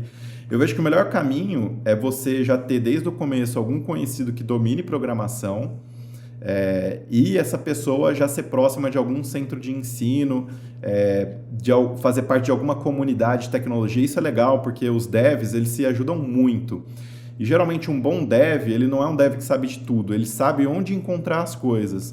Então, ele precisa fazer tal coisa, ele não sabe, mas ele sabe um portal que ele vai acessar lá o fórum do Stack Overflow e vai achar lá o negócio e pimba, mandei bala e fiz. E eu acho que investir em gente mais jovem e pegar essa pessoa e formar a longo prazo é muito melhor do que você sair trazendo gente do mercado, porque hoje está absurdo o número de... a remuneração para dev, né? Muito pelas... isso aí. As empresas globais pegam países emergentes como o Brasil, é um celeiro de talentos. Tipo, tenho conhecidos e amigos que foram trabalhar em empresas grandes de tecnologia lá fora, é absurdo o que eles oferecem para as pessoas do Brasil. Tipo, todo visto, toda mudança, te manda um container para você mudar para lá, paga tudo para você te dar 1 ano de aluguel, salário. E aí, essa pessoa até comentou o salário dela comigo, eu falei, caramba... tanto assim? Ela falou, não, e pior, eu pesquisei aqui nos portais de emprego, eu vi que eu tô abaixo da média do que eles pagam aqui, Nossa. né? Então, tem esse desafio também, né? Eu gosto sempre quando a formação é dentro de casa. Eu acho que se você pega pessoas interessadas, que vão atrás... E estão surgindo muitos programas de formação de talento, né? Quase todas as empresas estão tendo que fazer. O próprio iFood faz dezenas. A gente dezenas aqui faz muito. Hoje a gente procura programadores, a gente sabe como é difícil contratar, então a gente forma muito. Né? Então a gente trabalha muito nesse sentido, porque o mercado tá cada vez mais maluco com relação a devs, né, cara? É uma coisa doida mesmo. E uma percepção que a gente vê quando você fala de atração de talentos, que quando você contrata uma pessoa por baixo, você tem mais tempo para vender o seu propósito, para a pessoa entender aquilo que você faz no seu negócio e quanto ela consegue contribuir de alguma forma. Então, quando ela fica mais tempo com você, você consegue mostrar algo bacana para ela por um período maior, essa pessoa tende a gostar mais do... E geralmente, se ela entrar já no começo da empresa, ela vai pegar muito mais a essência, porque ela vai ter mais contato com os clientes finais, né? Mas eu acredito, assim, que programação, dev, engenharia de software... uma vez eu vi uma pessoa falando que é tipo datilografia. Tipo, hoje é bonito, todo mundo tem que aprender, pegar e fazer o curso lá para codar, etc. Mas eu acho que o futuro vão ter muitas... Já tem hoje muita, mas vão ter cada vez mais ferramentas low code ou no code, que você não vai precisar manjar muito do código da programação. Claro que você vai ter que ter uns especialistas lá de infraestrutura e etc. Mas se você manjar bem de produto e experiência do usuário ou interface, já vai ser o suficiente para você fazer o flow, o processo, o produto, arquitetar bem. Você pega aplicações como acho que a AWS, lança 30 produtos num ano, coisas novas, tudo sem necessidade de ter tanto conhecimento de código e tudo mais, que você consegue já fazer aplicações super fáceis pegando os elementos prontos. Eventualmente, aqueles business mais disruptivos e mais inovadores vão ter que criar coisas proprietárias, né? Tudo que você pega pronto no mercado não vai ter a mesma qualidade do que você vai fazer dentro de casa só para sua necessidade, né? Você falou que você trabalhou no iFood, e tem um conceito que o iFood traz muito, que eu queria conversar com você e você explorar um pouco, que ele chama de jet skis dentro do seu negócio, né? Porque a gente sabe que numa empresa normal, muitas vezes você entrar num novo mercado ou fazer um novo projeto, as pessoas não querem, né? Porque tá todo mundo lá, já naquela rotina e tal, e você parar aquela equipe para ter um negócio gigantesco que você tem, acaba não sendo prioridade para aquele time. Conta um pouco como é que é esse conceito de jet skis lá no iFood, como é que era lá, quando você trabalhava lá, e como é que era na prática, assim. Legal. Traz um pouco pra gente conhecer, pra quem não conhece. Bacana. Não, é um conceito muito bacana, né? Acho que talvez mais conhecido no mercado tem o contexto de intraempreendedorismo ou trabalho com squads, que são times internos para criarem novos negócios, né? O do iFood é um modelo bem legal, e acho que até um pouco antes de entrar dele, eu acredito assim, toda empresa que ela cresceu e deu certo, ela era inovadora no começo. Se ela não era inovadora no começo, ela não teria crescido e chegado onde chegou. Ela teria ficado um negócio tradicional. Mas até mesmo um restaurantezinho pequeno que a gente vê, você vai perceber ali no começo ele fazendo alguma coisa nova para chamar a atenção. Então, acho que a inovação nasce com toda a empresa. Só que o que acontece, igual as crianças vão crescendo e vão deixando de sonhar, viver e ser feliz, as empresas também vão surgindo aqueles anticorpos da inovação, né? Ineficiência, burocracia, ego, disputa de poder. Rotina. Exato, o dia a dia vai ficando pesado. Para falar uma palavra bonita, governança. Governança. Compliance. É verdade, compliance, governança, é verdade. Não tem o que fazer, né? Exato. Então, isso vai minando, né? Acho que o iFood, o que é bacana? O iFood tem umas 15 áreas de novos negócios, de BizDev. Para o que você imaginar, fintechs, restaurantes, supermercados, dark stores, iFood Benefícios, que é uma solução corporativa, e várias outras. E essas áreas já é um valor da empresa, inovação. Então, elas fazem muitas coisas novas e isso é bacana. A área de jet skis do iFood surgiu justamente porque essas operações que estão muito ainda no core business enfrentam alguns desafios que você já não pode mais brincar, né? Tipo, você está falando de um aplicativo que tem um tráfego de 40 milhões de usuários, são 300 mil restaurantes, 200 mil entregadores, 1.500 cidades. É um negócio que você não pode ser tão arriscado, tão ousado, né? Você tem que sustentar isso.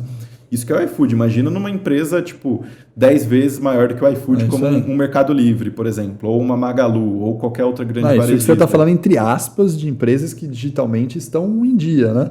Exato. Sem contar empresas que você pode falar de grandes marcas que não são essa tecnologia toda, né? Nada contra, mas só para dar um exemplo bem, sei lá, Petrobras. Pensa Petrobras, pensa Vale. Você fala, cara, é uma própria monstro, Embraer, né, cara? Também, né? O negócio é a vida das pessoas. É a vida das pessoas, exatamente. Enel de energia elétrica, Exato. sabe? Você não vai poder brincar aqui. Não vai poder brincar.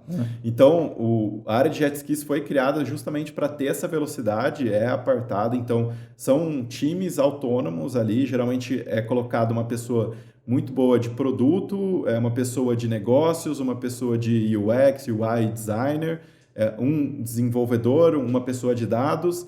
Forma ali um timinho de 3 a 5 pessoas, depende muito do tipo de negócio que eles vão criar, e eles tocam o negócio de ponta a ponta durante 3 meses, que são ciclos estratégicos do iFood.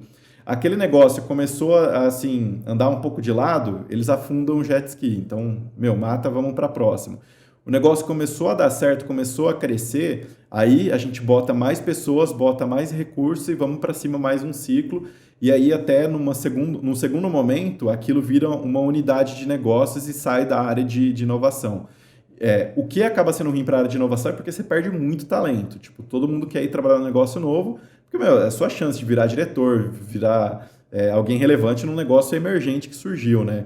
Então, todo mundo vê aquilo como, tipo, a caça, sei lá, do tesouro, dos potes do arco-íris. Mas é bacana porque oxigena muito a área de inovação, dá espaço para muitas pessoas crescerem e acaba sendo um design organizacional muito propício para a inovação. Dia a dia desses jet skis, é só porrada, é um caos, assim, é tudo desestruturado, desorganizado.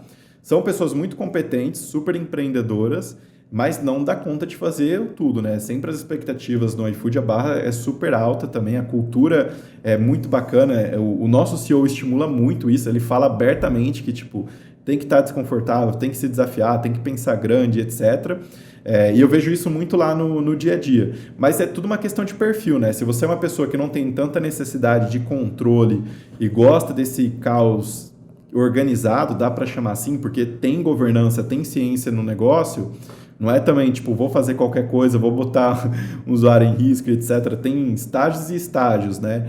Acaba sendo uma opção muito interessante de intraempreender dentro de uma corporação. Mas você é um cara que se considera um cara que mais controla, mais organizado, ou você acha que você trabalharia nesse perfil? Se eu tivesse colocar você como perfil? Não, eu sou extremamente organizado. Empreender, eu brinco, não seria para mim. Eu prefiro ser muito mais o dono do estádio, do entretenimento e do show, cuidar do campo, do que ser o jogador que está lá. E eu sempre respondi isso com uma grande clareza. Até porque quando eu fui começar a minha carreira, eu tive essa opção. Eu vou para uma startup, eu trabalho tipo numa aceleradora. Eu preferi ir para uma aceleradora porque eu achei que o meu impacto poderia ser muito maior. Em vez de eu estar só numa startup aqui empregando 50 pessoas, vou estar aqui numa aceleradora que tem 200 startups e emprega 2.000 pessoas. Então eu sempre tive essa visão mais de ecossistema. No iFood eu trabalhava num programa de novos negócios que tinham 50 parcerias também para ajudar os restaurantes. Agora eles já estão com quase 50. Mas eu me vejo muito mais como um consultor de ecossistema e comunidade. Eu gosto muito assim de ter um trabalho impossível para fazer. Você acha que eu vou conseguir ajudar 500 startups que estão no Cubo? É impossível ajudar 400 startups, por exemplo. Não tem como. Mas vamos bolar alavancas e formas de conseguir fazer isso de um formato organizado, que seja efetivo, tenha profundidade, tenha qualidade e minimamente mais estruturado, mas muito caos não pega. A Fer fala que é porque eu sou virginiano, né? Mas eu não manjo. Ela vai pro lado esotérico. Mais sistemático, né?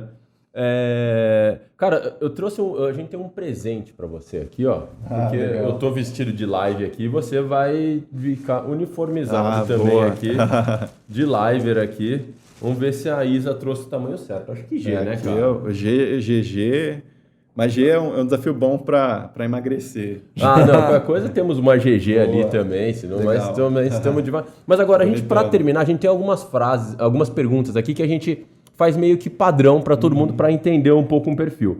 Eu queria que você citasse pra gente uma frase de impacto que ao longo da sua carreira te marcou, sabe? Que você lembra agora, sabe? Uma frase que te fala, cara, essa frase aqui anda comigo. Legal.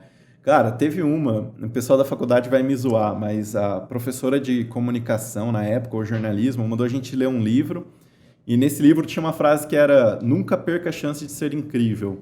Isso me marcou muito, essa frase, porque toda vez que eu fecho um ciclo, seja quando eu fui presidente da Brasil Júnior, seja quando eu saí da Ace, quando eu saí agora do iFood, cara, assim, centenas de pessoas me mandando mensagem: pô, parabéns, valeu, vamos sentir sua falta, vai deixar saudade. As pessoas ficam assim: caramba, você saiu da Brasil Júnior, caramba, você saiu da Ace, agora do iFood, caramba, você saiu do iFood. Então, acho que essa frase sempre, tipo, mexeu muito comigo, que é, fazer um trabalho bom pra caramba. Eu sempre fui muito comprometido e engajado com o que eu fiz. Eu acho que tem um livro que eu li que me marcou muito, que chama Skin in the Game, que é do Taleb, o mesmo autor lá do Antifrágil, Cisne Negro, e eu acho que essa não é a obra mais conhecida dele, mas foi uma que me marcou muito. E cara, eu me considero assim: tô indo pro Cubo agora, pode ter certeza, minha cor favorita vai ser laranjas, até pintar o cabelo um dia eu pinto de laranja. Eu sou muito envolvido e comprometido com o que eu faço, e essa frase, sempre que eu termino um ciclo, eu falo: cara, que legal, tipo, tanta gente dando feedback e reconhecimento, acho que é porque eu fiz alguma coisa legal aqui. Então essa é a minha favorita. Você sabe que tem um Skin the Game na prática, né? Que eu tenho o logo da live tatuado até no... É muito louco. Mas, e se você tivesse que citar um conselho que você recebeu ao longo da sua carreira, assim, que de alguma forma também te marcou, sabe? Qual que seria? Ah, legal. Cara, um conselho que eu vejo, as pessoas, às vezes... Eu, Andrei, tenho 4 anos de carreira formal. Eu fiquei 6 anos em empresa júnior e depois eu comecei os 4, né? As pessoas vêm de fora assim: caramba, só faz 4 anos que você trabalha. E eu cresci muito rápido, assim, na minha carreira ali. Tipo, comparar com o meu salário de estagiário com o que eu ganho agora, quase 20 vezes cresceu, e eu fui de estagiário a gerente super rápido, assim. E as pessoas falam: pô, mas você teve sorte e tal. Como é que foi? Claro que eu tive muitos privilégios e oportunidades, mas eu sempre fui uma pessoa que estudou e se preparou muito. E aí tem um outro livro, que é aquele... Esse eu esqueci, que é um pouco mais antiguinho, que fala aquele conceito das 10.000 horas. Não sei se já ouviram falar isso. Para você se tornar proficiente bom em alguma coisa, você precisa de 10.000 horas de prática. Exato. E alguém vem falar: pô, tô querendo mudar de vida e tal, o que eu posso fazer aqui para mudar, para conseguir alguma coisa mês que vem? Às vezes eu dou risada, porque eu falo assim: cara, se eu fosse falar o que me trouxe aqui hoje, foram decisões de 10 anos lá atrás que eu tive consistência e me geraram essas 10.000 horas de ofício, de treinamento. No final do dia, tipo, a empresa júnior, era gerir pessoas, gerir projetos, captar dinheiro, vender, fazer tudo, evento, etc. Me formou um Andrei profissional. Fui para Ace, conexões, BizDev, gerir projeto, atender cliente, venda, conteúdo, mentoria, beleza. iFood, mesma coisa, conexão, aí foi uma experiência um pouco mais executiva e empresarial do que, por exemplo, lá da Ace, que era muito no ecossistema. E isso tudo formou o Andrei que é hoje. Então, acho que essa questão de você nunca olhar o seu próximo passo nessa visão míope só do agora, mas, o que eu tenho que fazer para conseguir 10.000 horas de excelência no que eu faço, né? Porque tem muita gente que acha que, vai conseguir ter êxito numa coisa de um dia para o outro, né? Você vai, sei lá, começar a mexer com tráfego, você já vai mandar bem agora. Não, provavelmente sua primeira experiência vai dar muito errado, e aí vai ser na próxima você vai melhorando, e com o tempo, consistência, entendendo os seus pontos fortes, você vai fazer a diferença, né? Então, acho que o resumo, a frase aí que eu acho que me marca muito é: saiba o que você gosta e vai buscar suas 10.000 horas, que com certeza você vai ter êxito no que você quiser. Eu gosto de falar que é encontrar o seu nicho, sabe? Que eu acho que é muito louco, que às vezes a gente acha que tem que fazer tudo, né? Ah, não, legal, vou ter a ideia, vou produzir, vou vender, vou fazer o marketing. Cara, o que você realmente gosta, sabe? Qual que é a sua paixão, sabe? Faça isso, né? Exponencie essa sua paixão. E contrate pessoas ao seu redor, ou esteja ao lado de pessoas que te complementem no que você eventualmente não é tão bom. E no final do dia, a gente é fruto dos hábitos que nós temos, né? Então, eu consegui de uma maneira... Ou, às vezes, eu já não valorizo mais tanto isso, mas foi muito importante um bom tempo. Eu programei o meu cérebro para conseguir usar a educação como entretenimento.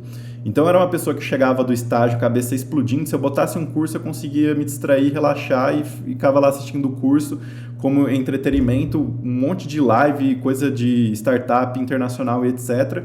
fiz isso durante uns 5 anos. No início da minha carreira, tipo, me botou num outro patamar de conhecimento, nível e etc. E acho que hoje você vai pegar as pessoas que se consideram bem-sucedidas, provavelmente elas têm hábitos que elas seguem religiosamente todos os dias ali, seja uma leitura, seja educação, seja mentoria, seja exercício, meditação ou religião. Acho que no final do dia a gente é a soma dos micro hábitos que a gente tem, né, na nossa rotina, e fazendo isso com consistência, com certeza você vai alcançar o que você quer, né? Agora, o que muita gente faz, que eu acho que é aí que as pessoas se decepcionam, elas colocam uma alta expectativa em alguma coisa, e eu sempre brinco que a expectativa alta às vezes é a mãe da merda, melhor você ter expectativa baixa, o que vier é lucro, mas se você não fazer a sua parte, fazer coisas a mais, não vai dar certo. Você pega a maioria das pessoas que estão no mercado, as pessoas não estudam. Se você for uma pessoa que 1 hora por dia você tirar do seu dia para estudar, vai ser muito melhor. Eu no iFood, Andrei, trabalhava no máximo 6 horas por dia, mas passava umas 3 horas lendo, estudando, fazendo mentoria, benchmark, etc. E posso comparar com outros colegas que trabalhavam tipo 12 horas por dia, e no final do dia minha performance era muito maior do que deles que trabalhavam metade do tempo. Por quê? Porque nos meus hábitos, da forma que eu me condicionava, passava muito mais tempo lá afiando o machado, se preparando, estudando e tal, do que a pessoa que se mata de trabalhar, mas não vê uma forma estratégica de ter progresso naquilo, né? Exato, muito legal, muito legal. Bom, agora eu vou perguntar o seguinte para você. Qual é a competência, só vale uma, hein? Qual é a competência que, na sua opinião, todos devem dominar? Ixi, difícil essa, hein? A competência que todos devem dominar. Difícil. É difícil, né? Eu acho que hoje a gente tem que ser muito dono dos nossos pensamentos, ter a capacidade de se controlar, né? Parece que inteligência emocional é um clichê, mas eu acho que isso é muito importante, assim, também. Eu lembro uma vez que eu fiz um curso de um japinha do Google, de um livro dele chamado Search Inside Yourself. E ele ajuda você ele comparava a inteligência emocional como você num cavalo, o cavalo, tipo, doido, e você tinha que domar aquilo. E eu vejo que antes, 10 anos atrás, eu era muito mais explosivo. Depois que, qualquer coisa que me falarem hoje, se eu ficar bravo, eu descobri que esse gatilho de ficar bravo é porque é verdade. Se você me falar alguma coisa pro André, eu fiquei puto, é porque é verdade. Então, a hora que eu descobri isso e alguém me fala alguma coisa, eu fico bravo, não concordo, eu falo, pô, é porque é verdade. Se eu tô ficando bravo com isso, é verdade. E eu mapeei vários outros gatilhos. Então, hoje é muito difícil me tirar do sério, eu ficar estressado, etc. E eu vejo quanto que isso me ajudou, assim, na minha carreira, na minha trajetória, a lidar com as emoções, principalmente com esse excesso de informação que a gente tem hoje, de conexão, rede social, comparação. Às vezes as pessoas criam... Antigamente era normal, né? Os pais querem que a gente se comparava com os primos, vizinhos, etc. Até esses dias vi um meme, pô, coitado dos primos da Anitta nos churrascos da família, porque com 27 anos a já pensou no negócio. Então, mas eu acho que lidar com as emoções você consegue fazer todos os outros bem, né? Então, competência e inteligência emocional.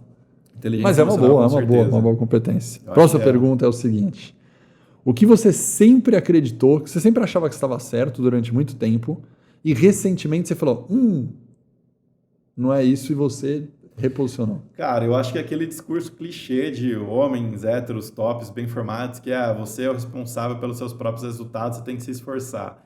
Eu acho que isso não é verdade, dado as condições que tem. Tipo, uma pessoa que hoje tem muito mais acesso à informação, nasceu num determinado local, tem muito mais propensão a prosperar, né? Claro que o mérito pode ser individual, mas eu acho que esse papo tanto de meritocracia organizacional, eu acredito.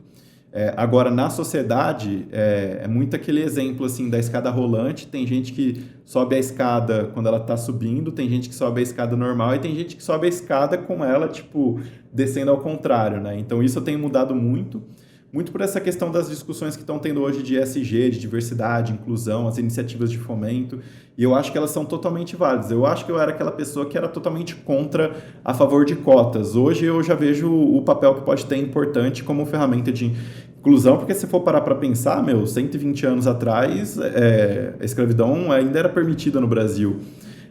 Então, 2, 3 gerações, assim, que foram largados à mercê milhares e milhares de pessoas que não tiveram acesso, condição etc. Então, eu acho que isso vem mudando muito. Eu ainda não estudei tanto, não sou tanta referência no tema, mas hoje já não sou, assim, aquela pessoa que fala, pô, o Elon Musk, foda, muito bom, com certeza, mas, pô, o pai dele já tinha umas jazidas de esmeralda, tinha muita grana, muita coisa, e isso provavelmente ajudou ele ele nasceu num país bom, na África do Sul, então isso provavelmente concedeu ele ter um sucesso melhor do que outras pessoas também, né? E acho que depois que a pessoa entra no dia a dia na máquina, é muito difícil, né? A pessoa que precisa passar 4 horas num transporte público, passa o dia inteiro lá trabalhando, aí trabalho braçal, cansativo, lidando com pessoas também, aí a pessoa fica esgotada, como é que ela vai estudar, como é que vai sair daquela bolha? Então hoje em dia eu tenho pensado muito nisso também.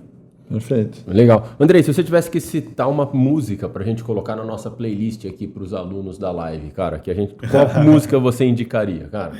Uma música? Que Uma legal música, essa que você curte. Da playlist, né, cara?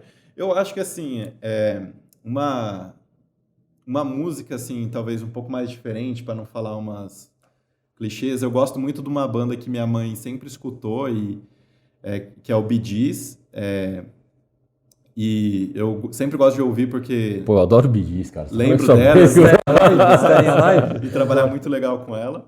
Mas tem uma música que eu acho muito bonita deles, talvez é um pouco triste, mas que chama I Started a Joke. Puta, eu adoro essa música, Eu acho ela muito boa. E, tipo, ele fala, pô, eu comecei uma brincadeira, uma piada, e todo mundo começou a rir, as pessoas não viram que eu tava morrendo. Eu acho que ela tem um sentido legal, e toda vez que eu escuto essa música, dá uma paz mental, assim, dá uma desacelerada, né? Porque às vezes eu gosto de escutar música para ficar pilhado, mas eu tenho entendido que às vezes escutar música para desacelerar é bem legal. E aí, em homenagem à minha mãe e também a banda que eu acho boa pra caramba, é uma que eu indicaria. Cara, você sabe que essa música tem uma coisa comigo que eu conhecia Bee Gees, lógico e tal, mas uma vez eu assisti um filme, cara, eu não me lembro o nome desse filme, mas a cena final é um filme de um cara que ele faz várias coisas, tal, não sei o que, e ele se ferra todo no final, sabe? Aí ele tá saindo assim, e é muito louco a cena, sabe? Ele fala, puta, cara, eu perdi tudo que eu tinha e tal. E aí a última cena, ele tira um boné do bolso, assim, sabe? Um bonézinho todo dobrado da calça jeans, ele tira essa daqui, aí começa a tocar essa música, e aí ele numa estrada indo embora, e começa, I started a joke. E ele coloca esse bonézinho e vai indo embora, assim, você fala, cara, que doida essa cena e tal. Aí eu marquei, e eu tenho uma playlist de corrida, e essa música, por mais que não seja uma playlist que joga pra cima, é uma que eu escuto direto, legal, eu adoro essa música. Boa. Já coloquei na playlist da live aqui. De verdade, Andrei, obrigado pelo bate-papo, cara. Boa, foi show de bola. A gente já voou. Puta, ó, falei que a gente passa o tempo. Ó, já passamos mais de 1 hora aí por longe. A gente viaja no nosso bate-papo aqui e vai embora. De verdade. Andrei, quem quiser bater um papo contigo, eu posso colocar seu LinkedIn aqui embaixo pra galera te chamar lá? Pode, super acessível no LinkedIn, Insta, só dá um toque que a gente pode conversar mais à vontade. Então quem quiser falar um pouco sobre esse mundo de startups, quiser trocar uma ideia com o Andrei, o link tá aqui na descrição, galera, segue ele lá. O nosso LinkedIn também tá aqui, para quem quiser bater um papo conosco, chama lá, quem quiser tomar dicas de pessoas, entrevistados bacanas pra gente trocar a nossa ideia aqui. Tamo lá, né, Nax? Tamo lá. Galera, de verdade, brigadão. Pessoal, abraço, até a próxima, tamo junto.